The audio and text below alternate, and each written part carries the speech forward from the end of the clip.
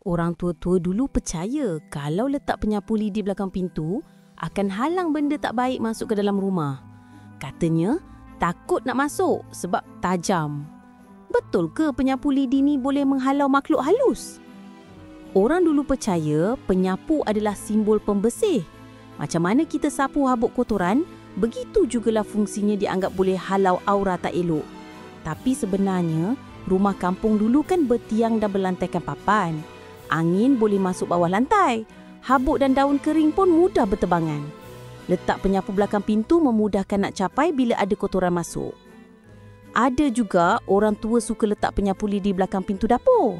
Sebab katanya boleh halang makhluk halus dari masuk ikut belakang rumah. Tapi sebenarnya, dapur rumah kayu zaman dulu biasanya dekat dengan hutan atau belukar. Jadi bila ada penyapu lidi tu, senang nak capai kalau tiba-tiba ada ular atau kalajengking masuk. Oleh itu, amalan ni sebenarnya lebih kepada orang tua nak mengajar kita tentang keselamatan rumah. Nak jadikan penyapu tu sebagai senjata emergency bila ada tetamu hutan datang bertandang.